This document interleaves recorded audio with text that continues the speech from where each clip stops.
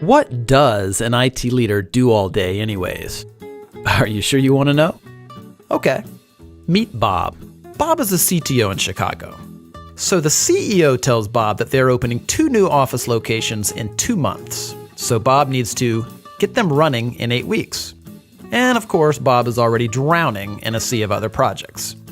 He's already got to manage all the IT infrastructure, the software applications, including the patches and updates, networks, disaster recovery, servers, the PCs, the security, mobility, remote workers, as well as working through all the various contracts.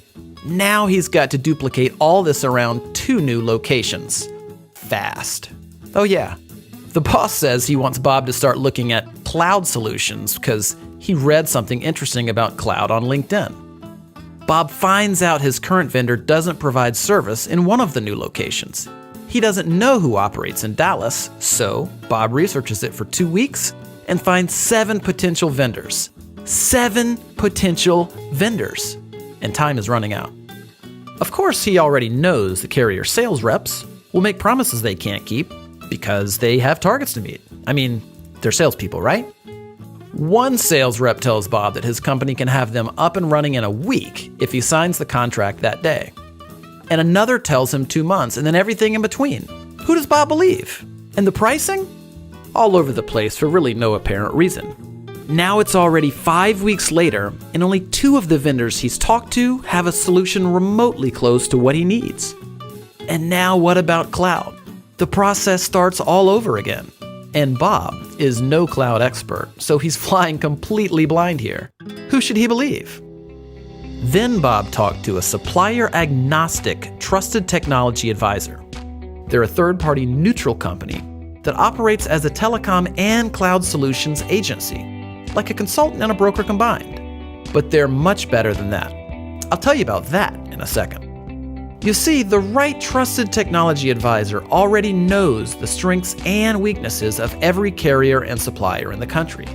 They know which suppliers can fit the needs of Bob's industry, his locations, and his company's unique systems and strategies.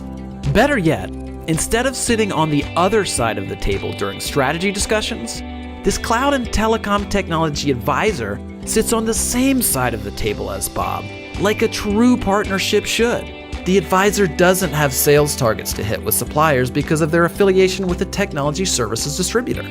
They can choose from dozens or even hundreds of suppliers with no obligation or incentive to choose one, meaning Bob gets the best solution for his company, not for the salespersons. In short, the advisor cares less about selling Bob something and more about helping Bob find the right solution. When there's a problem, Bob calls his new vendor-neutral technology partner, not a customer service representative. Escalations get prioritized for Bob. Since the technology advisor is a business, not a job-hopping sales rep, they're investing in Bob and his company for decades. And Bob literally has one phone to call when problems arise. That's total accountability before, during, and after the implementation. But that's not even the best part. You see, whatever supplier and solution that Bob and his technology advisor decide on, his advisor will negotiate rates with the supplier that are the same or better than Bob would get by going direct. And get this, Bob doesn't have to pay the advisor anything for doing all of this work. 0. The advisor partner gets paid by the supplier as if they would pay one of their own sales reps. Well, better actually. So Bob gets all of the service, strategy, accountability, trust, and optimal solutions at 0 cost. And because the advisor is invested in a long-term relationship with Bob, something that their own business success depends on, this means they're more accountable to Bob. So everybody wins, including the supplier who gets more business without having to manage salespeople.